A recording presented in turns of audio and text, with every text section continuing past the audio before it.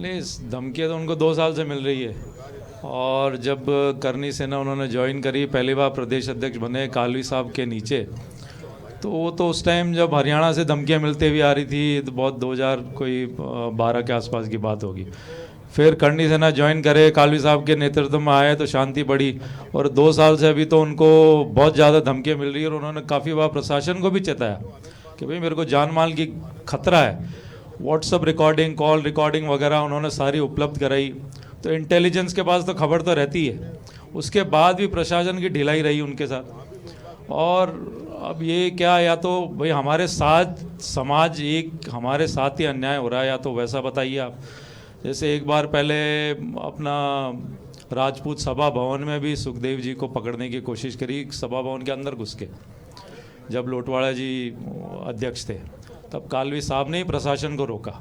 जब प्रशासन सभा भवन के अंदर घुस के किसी को पकड़ सकता है, इन्हीं सुखदेव दादा को पकड़ने के लिए गए थे, लेकिन साहब ने पूरे सभा भवन के पदाधिकारियों ने रोका प्रशासन को कि मजाल है कि सभा भवन के अंदर कैसे घुस सकते हो।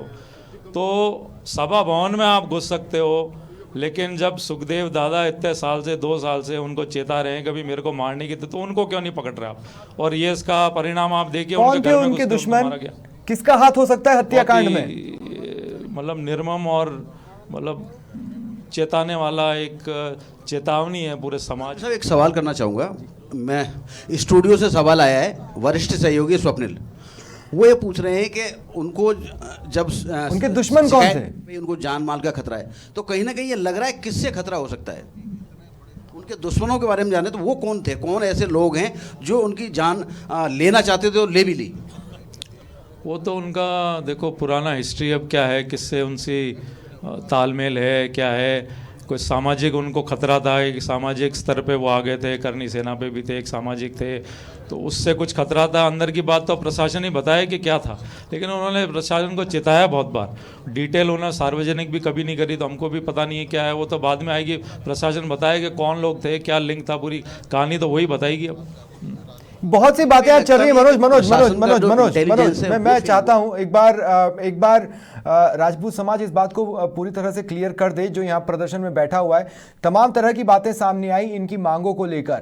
पहले कहा जा रहा था कि भाई मुआवजा राशि को लेकर, सरकारी नौकरी को लेकर, न्यायिक जांच की मांग को लेकर, अधिकारियों को बर्खास्त करने को लेकर बहुत सी बातें फैली। लेकिन एग्जैक्टली ये बता दें कि इनकी मांगें क्या क्या हैं। आप भी जानते हैं, शुरुआत में कहा गया कि 55 करोड़ का मुआवजा बताइए, किसी ने कहा था। स्टूडियो से सवाल आया है, वरिष्ठ सहयोगी हैं स्वप्निल, वो ये पूछ रहे हैं कि तमाम तरह की जो बातें हैं लोगों में फैली हुई हैं। कोई मुआवजे की मांग की बात कर रहा है, कोई सरकारी नौकरी की मांग कर रहा है, कोई और बातें कर रहा है, कुछ और बातें कर रहा है। स्पष्ट तौर पर राजपूत समाज की मांग क्या है इसमें, बस वो जानना चाह रहे हैं।